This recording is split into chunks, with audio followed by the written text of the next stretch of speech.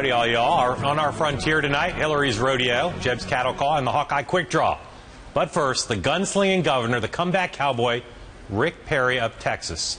Couldn't make it to the airplane hangar outside Dallas today for the big announcement hoedown. In a moment, we'll get to the good, the bad, and the ugly of Perry's announcement event. But for now, here's the red, white, and blue. We don't have to resign ourselves to debt, decay, and slow growth. We have the power to make things new again, to project America's strength again, and to get our economy going again.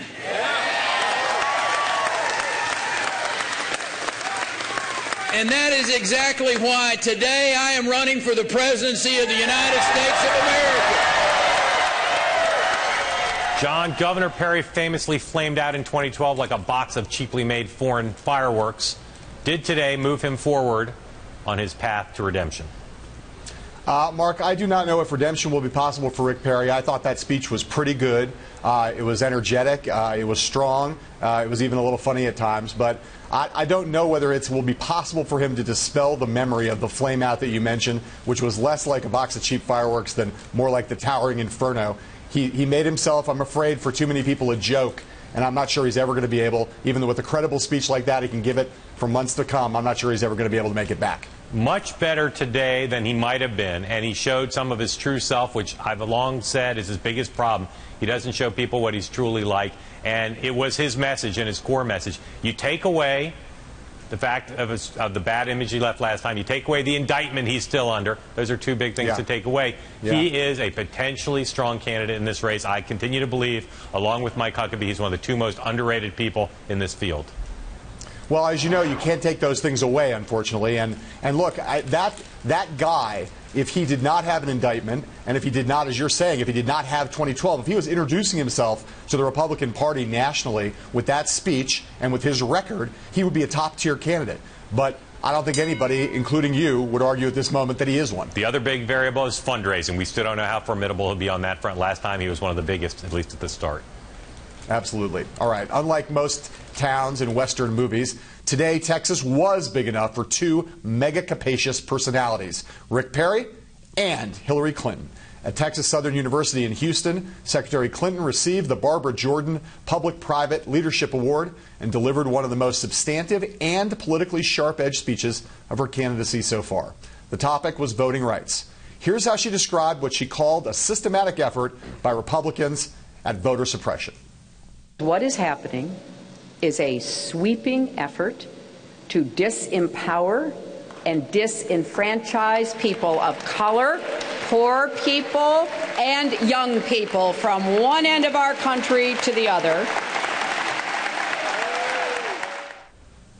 And like a sheriff who's been around town for many moons, Hillary Clinton took on her potential opponents and named names. In Wisconsin, Governor Scott Walker cut back early voting and signed legislation that would make it harder for college students to vote. In New Jersey, Governor Chris Christie vetoed legislation to extend early voting. And in Florida, when Jeb Bush was governor, state authorities conducted a deeply flawed purge of voters before the presidential election in 2000. I believe we should do everything we can to make it easier for every citizen to vote. Mark, like immigration, is this a winning issue for Hillary Clinton? Well, the sun hasn't set yet, but today's the second best day of her campaign so far. This is a great issue for her. It's something she believes in. It not only inspires the Democratic base, but the media, for the most part, is highly sympathetic to the Democratic point of view on this issue in voting in terms of ballot access and voter ballot integrity. So I think she's spoken a full-throated way, and Democrats are going to love the fact that she called out her Republican rivals by name. Right. Well, look, I mean, she is, I think, on the merits in the right here. I think we should all want maximum voter participation in America. The things she's proposing, more early voting and automatic voter registration, are things that in a lot of countries around the world are considered not even controversial. And we don't have a big problem with voter fraud. As you pointed out, she does believe in this issue. It does stir up the base, and she needs that base. She needs the coalition, the ascendant, and this is, I think, a win-win for her politically and substantively. Yeah. The other thing she has on her side here is Democrats have great lawyers. The courts have been largely sympathetic, not entirely sympathetic, but largely sympathetic. And Republicans need to be careful on these issues. Again, they don't have no arguments on their side, but they put themselves in a dangerous position when they seem like they're trying to keep people from voting sometimes. All right. Hillary Clinton is making her first mega campaign appearance at a rally here in New York on June 13th. That's a Saturday. We learned today that the following Monday, Jeb Bush is going to announce his campaign 2 days later on June 15th. Like most towns in Western movies, that mid-June weekend ain't big enough for the both of them. Or maybe it is. John, when Marco Rubio announced in April, right after Hillary Clinton made it be known she was going to be a candidate, it worked for him, even though some people thought he was making a mistake. Will Jeb Bush's attempt to steal thunder from Hillary Clinton that weekend, will it blend? All depends on the quality of the speech, Mark. I think, she's going to get a ton of attention all weekend long. It's a Monday. It's a new week. The media will be ready for this speech.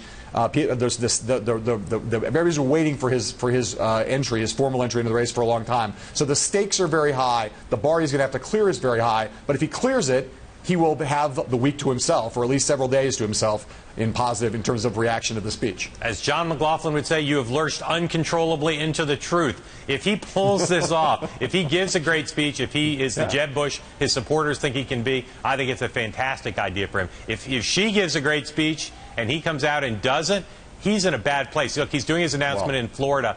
Right now, there's a lot of buzz out there, even among some of his supporters and a lot of unaligned people, that Rubio is now the man to beat and the Floridian to beat. This is Jeb Bush's opportunity to go head-to-head to Hillary Clinton, as Rubio did. If he succeeds, great for him. If he fails, problem. Well, look, and I think he's doing it at Miami-Dade College, one of the biggest universities in the country. There's a ton of immigrants there who get their educations, get their college degrees there. So he's doubling down in some ways on his pro-immigration message. I think that's a strong place for him to be, again, because it shows his heart, shows what he believes. It's a good general election message. But he's not delivered prepared speeches all that well. And so that's, to me, the big pitfall. He could just fall on his face. He's not done well with these big set pieces so far. Okay, in our latest Iowa poll with the Des Moines Register, we asked Republicans and Democrats what the candidates should do when they visit the Hawkeye State. Here are the results. The top answer, take questions from voters. After that, take questions from reporters. Then, ethanol. Mark, if you were a candidate, and I know that might seem a little unlikely, but if you were a candidate, would you change your behavior based on what Iowans told us? Well, the two things that are low on that list that I would definitely do if I was a candidate, the bottom two, I would definitely go to the state fair, and I would definitely eat a pork tenderloin sandwich. The key to me here is the voter questions. Over 90% of people in both parties want voter questions. I got to say, there's a few people out there, Carly Fiorina, a few others, who are taking a lot of questions from voters when they do events, not a token 2 or 3. Hillary Clinton, of course, not doing that. I think they're smart to go out there, show you can take it. That's what Iowa and New Hampshire are all about. I totally agree with all that. And look, in a split field, as you know, you could win this Iowa caucus with, a little north of 20% of the vote. There's if you add up those percentages down at the bottom of the list, the tenderloin eaters, the 99 county people, and the fair goers, you could, if you spend all your time just doing that, travel to 99 counties, eat pork tenderloins, go to fairs, eat, pork chops on a stick, I think you'd be in a good place in Iowa if you did that and took a few questions from the media and from voters. Yeah, and of course the other thing on that list, as you just said, questions from the media is a big deal. Hillary Clinton in particular has not even done on-the-record sessions in terms of an extended interview, not just nationally, but in Iowa. But those Iowa voters, and again the New Hampshire ones, you've seen a little bit in the culture there as well. They expect, not because they're selfish, not because they want to be catered to in most cases, but because they understand the role they play in the process. They take it seriously. I hope all the candidates of both parties look at that poll and recognize this is what Iowa voters want. They don't just say they want it. They want it. They want to hear the candidates speak to citizens and to reporters and editors. And it's way more important. We have another piece of this poll that talks about the straw poll, the Iowa straw poll. The Iowa electorate split kind of 50-50 on whether you have to go to the straw poll. To voters, going to a straw poll matters a lot less than putting yourself, at least in Iowa and New Hampshire, matters a lot less than making yourself accountable. I do want to challenge you, though, to eat a pork tenderloin in all 99 counties. That's my challenge to you in this campaign season, my friend. Right. Okay. Thank you for that. All right. We're going to reload for a minute. After the break, a multi-shot burst of the real Rick Perry right after this.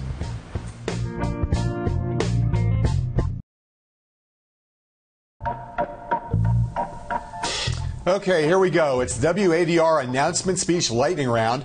Rick Perry galloped into the ring today and with a speech and an airplane hangar outside Dallas. Let's start by listening to Governor Perry talk about foreign policy. The world has descended into a chaos of this president's own making. While his White House loyalists, they construct an alternative universe where ISIS is contained, that Ramadi is merely a setback. But, my friends, we are a resilient country. You think about who we are. We've been through a civil war. We've been through 2 world wars. We've been through a Great Depression. We even made it through Jimmy Carter. We will make it through the Obama years. We will do this. Mark, that was the foreign policy bit of Governor Perry's speech. Very tough on President Obama, not surprisingly. My question to you is whether you think there was a lot of substance there or just kind of red meat anti-Obama rhetoric. There weren't a lot of specifics on foreign policy, more on domestic policy, and he didn't have a distinctive Perry doctrine. Most of the lines he said on foreign policy could have been delivered by any of the Republicans running. I think the second part there, where he talked in an optimistic way about America coming back from what Republicans consider to be a disastrous 2 Obama terms. I think that was one of the real highlights for me today, and good signs for Governor Perry is he remembered. His tone can sometimes seem apocalyptic and kind of a little bit scary. I thought that was a pretty good turn of a phrase. Yeah, I agree with that. I mean, the thing that a little surprised me, or I thought he kind of missed an opportunity to show off some of this foreign policy knowledge that he's gained. He has been studying up a lot on foreign policy, and although he seemed perfectly fluent in his one-liners there, he didn't really kind of flash real bona fides. I think it's kind of a missed opportunity for him. Yep. All right, so let's look at another excerpt. Governor Perry, strong in Texas on his record. He'd argued last time and this time on the economy. To those Americans those, I might add, forgotten Americans, drowning in personal debt, working harder for wages that don't keep up with the rising cost of living, I came here today to say, I hear you. To the 1 in 5 children in families who are on food stamps, to the 1 in 7 Americans living in poverty, to the 1 in 10 workers who are unemployed, underemployed, or just giving up hope of finding a job, I hear you. You are not forgotten. I'm running to be your president. So, John, we said he didn't distinguish himself much on foreign policy from the others. Does he on the economy today with his rhetoric, or at least leveraging the Texas record? Well, the Texas record is obviously in some ways quite strong. It's more mixed than people think, but the job creation record is strong. I thought the main thing about the bite that we just saw, incredibly distracting. I know I'm getting away from substance, but incredibly distracting how sweaty he was. If I were him, I'd be looking to fire my advanced people. I think there's a real question that has always lingered over the Texas record, which is how he could try to make the argument that he could do for America what he did in Texas on jobs. That has never been clear to me, and I don't think he clarified it that much today. All right, finally, let's look at an excerpt from Governor Perry talking about executive experience. This will be a show me, don't tell me election where voters look past the rhetoric to the real record. The question of every candidate will be this: when have you led?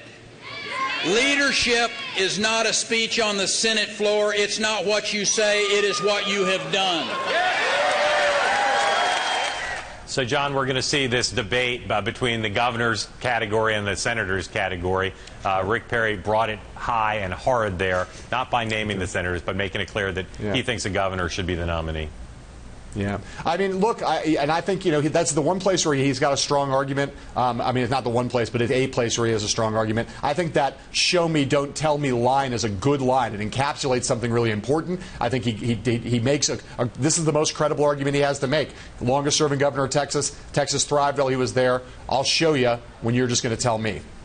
I still think if Rick Perry performs well in Iowa and if he can get into the debates, which is, of course, a question based on his poll standing, that he is going to be more formidable in Iowa retail and on the debate stage than people realize. As Dan Balls of the Washington Post, our colleague, pointed out, last time when he ran, he was overestimated. This time people are underestimating him, and he's done pretty well in his career when he's been underestimated.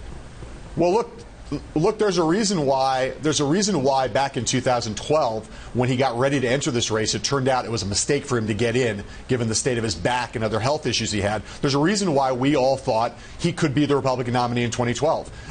And those reasons all still exist. I continue to say that it's going to be very hard. Once you become a punchline in the minds of voters, it's very hard to overcome that. And I do think that for Republicans, and certainly for Democrats, but even for a lot of Republicans, the oops thing and some of his other mistakes are still the main thing people think of when they see him. That's a hard thing to overcome. He did pull his punches on Social Security today, which both surprised and disappointed me, but we'll see if going forward he makes that as much a centerpiece as certainly Chris Christie has and Rubio has.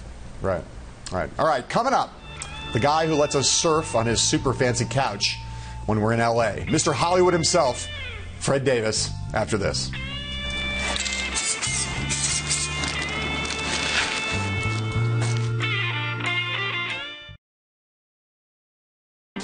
Our guest tonight is an old, with all due respect, standby, but I mean that in a good way.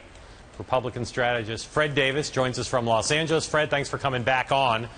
I want to start with talking about you rather than News a Day or the Republicans. Our reporting suggests that you're still in talks with 1, 2, maybe 3 potential organizations or campaigns to support a Republican for president. Where do those talks stand? Your reporting is good as usual, Mark. Very, very close on the 3. As you know, we were very involved in Rick Snyder's presidential race and worked on that for a long time. Then when he decided not to run, we got 3 inquiries within about 15 minutes of that announcement. We're still dealing with all 3, but one of them is very, very close. Yeah, do you want to tell us who that is? I just can't remember. Sorry, I've forgotten. All right. We'll come back to that maybe at the end because you've been involved in past presidential campaigns, obviously, and as you suggested, that some people would like to have you work with them. Let's talk about Rick Perry. What is his path back, if he has one, to get people to forget, to make a second impression, to get a second chance? Is there a path? If so, what is it? My gut says no, there's not a path. Now, his speech was fine, but I looked at it as a presidential speech. I happen to agree with John, the sweat issue, that's inexcusable. You can't let something like that happen. But it was a political speech. I'm looking for somebody that's just going to talk to people. I think on the Republican side, though she is not my client now, she was before, I think Carly Fiorina is doing one of the best jobs of that, as opposed to delivering a speech. Fred, it's clear from the other big speech down in Texas today, Hillary Clinton's about voting rights, that Democrats, not just Secretary Clinton, but Democrats in general, are going to make a big issue about this as we go forward, for reasons some of which have to do with substance, some have to do with politics. How would you advise your party to deal with this question as both a political and substantive matter as this election plays out over the next 18 months? I would love to answer that for you, John, but I didn't hear Hillary's speech, so tell me what she talked about. I saw just enough of it to know it was one more sort of poorly read political speech, which I'm getting tired of. I don't know if voters are, but give me a hint and I'll give you my answer. The thrust of her speech was that she wants to have a nationwide effort to expand early voting, and she wants to have universal automatic voter registration. And she's doing this, she says, because Republicans are orchestrating systematically an effort to suppress the vote with their voter ID laws and other kinds of restrictions. And that's obviously been an issue of some controversy in past campaigns, but it's going to be a bigger one this time around. I think to me, it's a thinly veiled attempt to get more Democratic votes, which she needs in order to win because she's not off to a very rousing start in this campaign. I can't fathom that others don't see that. Fred, we talked also earlier in the program about Jeb Bush. You're now going to have Hillary Clinton, not her full announcement, but her first big rally and speech 2 days before Jeb Bush formally announces he's running in Miami. Both those dates were probably set long ago, but just announced recently. If you were involved with the Bush campaign, would you look at this as a great opportunity to announce shortly after Hillary Clinton will be dominating the spotlight 2 days earlier, or are there some peril in that decision? You don't have a choice, Mark. You take the cards you're dealt. Now, those are the cards you're dealt. You make it a positive. I think between those two, Jeb has the most to gain. I think if he gets away from giving sort of a pat speech and talks to people and shows his heart, I know him, he's a great guy, then I think he might pull that off, and the contrast will be a favorable one. Is this this thing you've referenced a couple times, the notion of not giving political speeches but talking to people, is that something that you think's always been the case, or is there something about the mood of the electorate that you think puts more of a premium on that now? I think it's mood of the electorate. I'm sitting here in Hollywood, and some of the guys here in the studio and I were talking before we went on the air. Every one of them said that they're just sick of politics. And you know, you hear that every election. You don't hear it from people that come in out of the hall to mention that to me as though I could do something about it. But I think that is the mood of the electorate. I think it's unbelievably bad now. Fred, Carly Fiorina put out a very extensive financial disclosure where she went down to the penny of her rather large net worth and a couple years of tax returns. Obviously, financial disclosure was a big problem for Mitt Romney back in 2012. Do you think that Carly coming out with such an extensive disclosure, is that going to put pressure on other Republican candidates, in particular Jeb Bush, to do the same? The answer is yes, but let me say this. I think Carly, I ran her Senate race here. I'm not involved in her presidential race. She's not the mystery candidate. But I think she's running an extremely strong race. I think she's done everything right so far. And right now, I think that was a very smart move on her part. She's not a poor woman, and though she started out poor, and I think she sort of takes that off the table and puts the pressure on everyone else to belly up to the bar and do the same. Fred Davis of the Hollywood Davises, soon to be working probably for a Republican presidential candidate. TBD. We'll have you back when you've picked your candidate. Fred, thanks. Thanks a lot, guys. And we'll be right back.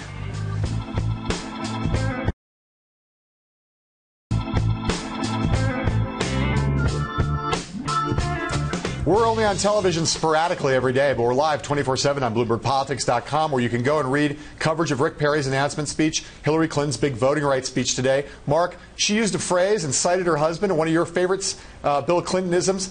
You don't find a turtle on a fence post on its. You find a turtle on a fence post, it didn't get there on its own. What do you think about that? Finest Bill Clinton line possible. That means Hillary Clinton's got her mojo. Remember, this program's on twice a day at 5 and then again at 8. Or if you're using the metric system like Lincoln Chafee, 5 and 8. Until tomorrow, sayonara.